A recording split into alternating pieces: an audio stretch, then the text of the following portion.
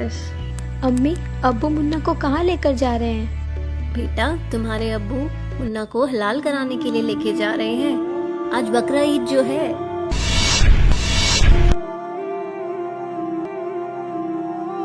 अब्बू, अरे बेटा, इस पे नहीं, बाल्टी में डालो, बाल्टी में।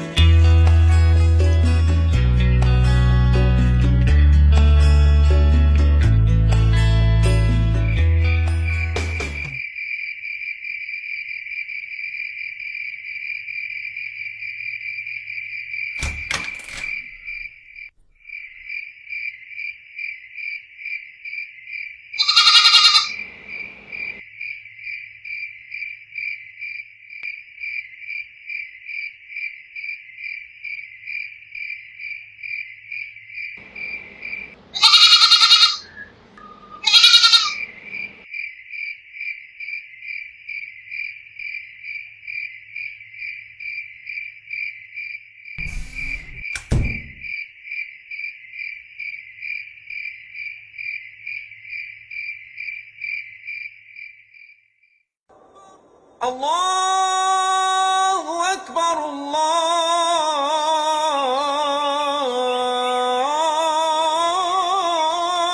अकबर। अरे इमरान, जोया, उठो तो। कब तक सोते रहोगे? आज बकरा ईद है। देखो, तुम्हारे अब्बू मुन्ना को नहला रहे हैं।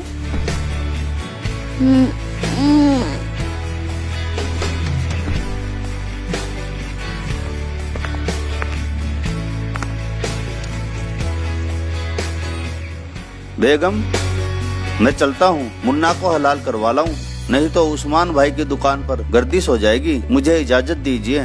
ठीक है जी, संभल कर जाना। खुदा हाफिज।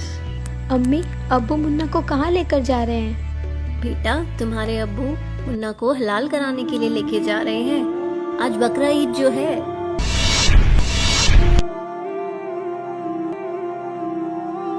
अब्बू अब्बू प्लीज मुन्ना को मत लेकर जाओ। बेटा, ये जरूरी है। हमारा बिल्कुल भी मन नहीं लगेगा अब्बू, यदि मुन्ना को कुछ हो गया तो। बेटा, ये जरूरी है। प्लीज अब्बू प्लीज मुन्ना को इमरान मत बेटा, लेकर मान जाओ। जाओ आप।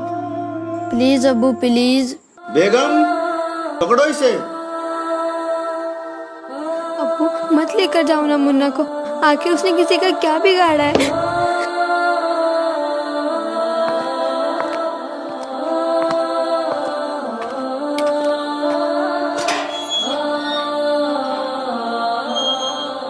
अम्मी, मुन्ना को मत जाने दो।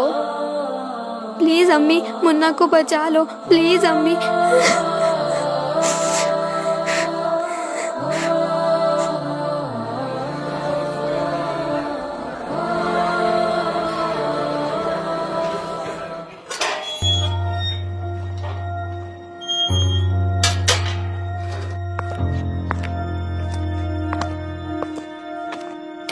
ये लो बेगम।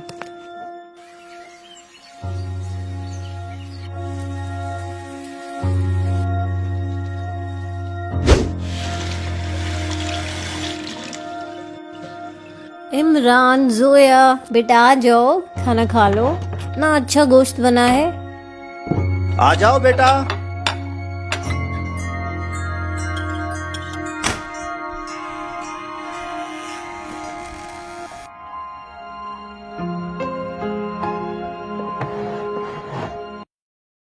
अब्बू, मुन्ना कहाँ है?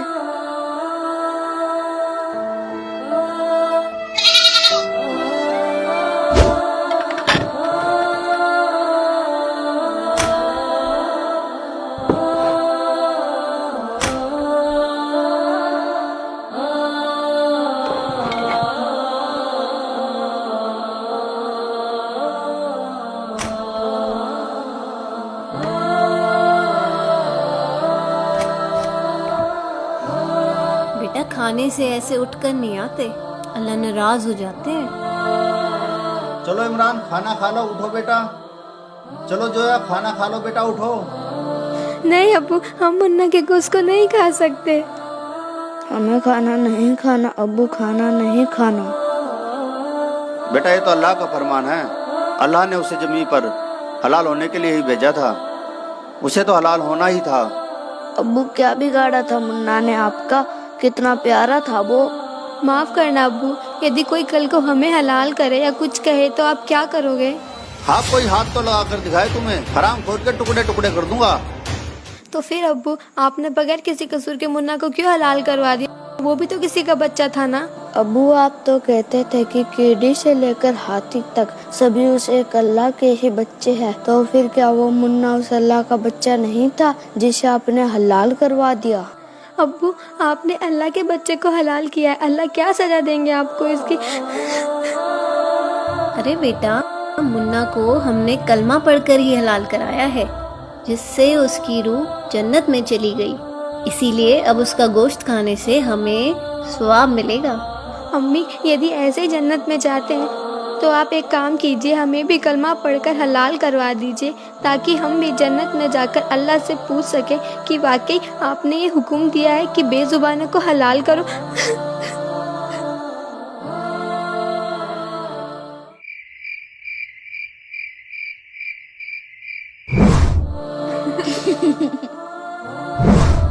अब्बू अब्बू प्लीज मुन्ना को मत लेकर जाओ। बेटा ये जरूरी है। हमारा बिल्कुल भी मन नहीं लगेगा अब्बू, यदि मुन्ना को कुछ हो गया तो। बेटा ये जरूरी है। प्लीज अब्बू प्लीज मुन्ना को इमरान मत बेटा लेकर मान जाओ आप।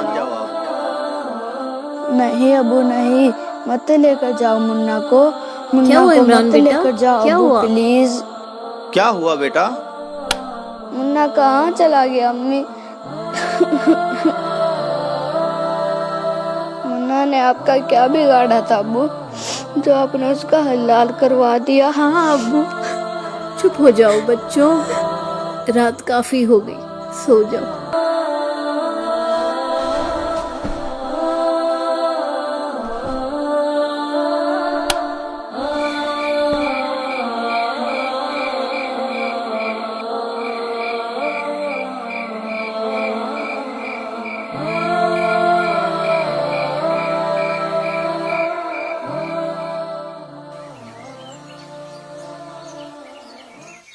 अच्छा बेटा मैं जा रहा हूँ, बेगम मैं जा रहा हूँ, अस्सलाम वालेकुम।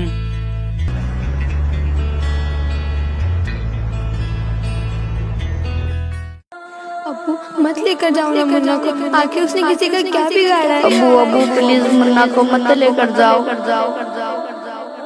माफ करना अब्बू, यदि कोई कल को हमें हलाल करे या कुछ कहे तो आप क्या करोगे? आरिफ भाई सलाम वालेकुम। वालेकुम अस्सलाम। चलो आरिफ भाई लंच करने चलते हैं। आप कर लीजिए, मुझे भूख नहीं है।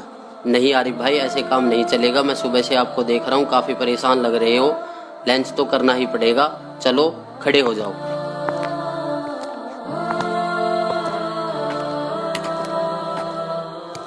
आओ आरिफ भाई बैठो। हाँ तो आरिफ भाई बताओ क्या बात है, सुबह से काफी परेशान लग रहे हो। कुछ नहीं शहजाद भाई, कल बकरा ईद थी ना, कल की बकरा ईद ने तो मुझे झंझोड़ के रख दिया, मेरी रूह को एकदम निचोड़ दिया। बच्चों ने मुझसे ऐसे सवाल जवाब किए जिसका मेरे पास कोई जवाब नहीं था। अब्बू मुन्ना कहाँ है? अब्बू क्या बिगाड़ा था मुन्ना ने आपका? माफ करना अब्बू, यदि कोई कल को हमें हलाल करे या कुछ कहे तो आप क्या करोगे? आपने बगैर किसी कसूर के मुन्ना को क्यों हलाल करवा दिया? अब्बू आप तो कहते थे कि कीड़ी से लेकर हाथी तक सभी उस एक अल्लाह के ही बच्चे हैं, तो फिर क्या वो मुन्ना उस अल्लाह का बच्चा नहीं था जिसे आपने हलाल करवा दिया? अब्बू, आपने अल्लाह के बच्चे को हलाल किया है, अल्लाह क्या सजा देंगे आपको इसकी?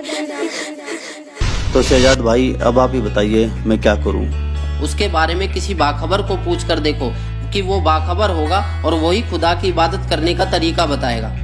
ये क्या बकवास कर रहे हो तुम? देखो सुबीर भाईजान, हम हर साल ईद के दिन इन मौलाना और काजियों के बहकावे में आकर ना जाने कितने बेजुबानों का कत्ल कर देते हैं और गुनाह के भागीदार हो जाते हैं। क्या हुआ समीर? देखो ना भाईजान, ये अब्दुल क्या बोले जा रहा है, कह रहा है गोश्त खाना हराम है। अबे पागल हो गया क्या अब्दुल? सही कहते हो भाईजान। जब तक मुझे कुरान शरीफ का इल्म नहीं था ना, तब तक मैं पागल ही था। तेरे कहने का मतलब क्या है? लगता है तू भूल गया है, तू एक मुसलमान की औलाद है। अब्दुल, तुझे किसी ने बहकाया है? मैं अभी मौलाना साहब को बुला के लाता हूँ। भाईजान, मुझे तो लगता है काफिर हो गया है। सही कह रहे हो भाईजान। माफ करना भाईजान, लेकिन ये जो हिंदू मुस्लिम की दीवार है ना, यही हमें अल्लाह ताला से लग रखे हुए है। जीव हमारी जाति है और मानव धर्म हमारा। हिंदू मुस्लिम सिख ईसाई धर्म नहीं कोई न्यारा। बकवास बंद कर अपनी, मजहब छोड़ के काफिर हो गया है तू। नहीं भाईजान, मैंने अपना मजहब नहीं छोड़ा है। हाँ, मेरे मजहब में जो गलत चीजें थी, जो गलत इबादत थी, वो मैंने छोड़ दी है। बेटा, तुम्हें मजहब के बारे में किसी ने गलत बताया है। तुम मुसलमान हो, मजहब की इज्जत करना सीखो। जनाब, मैं मुसलमान की इज्जत करता हूँ, लेकिन मुसलमान का मतलब होता है मुसल्ले ईमान, जो अपने ईमान पर रहे। और आज का मुसलमान गोश्त खाता है, तंबाकू खाता है, झूठ बोलता है, और तो और मजहब के नाम पर बेजुबानों का खून तक बहा देता है। फिर बात करते हैं मजहब की। क्या यही आज का मुसलमान है? बस बहुत होगी तेरी बकवास। रुक, तू अभी रुक।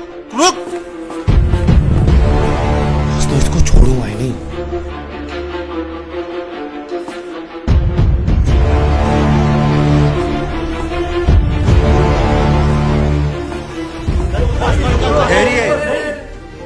मौलाना साहब, ये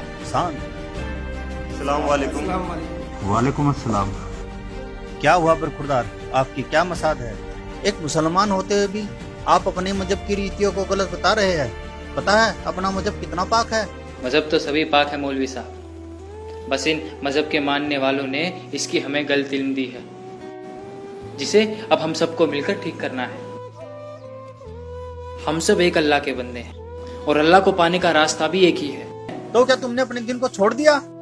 नहीं मौलाना साहब, शायद आप गलत समझ रहे हैं। मैंने मुसलमान दीन को नहीं, बल्कि मुसलमान दीन में जो फैला हुआ अजाब है उसको छोड़ा है।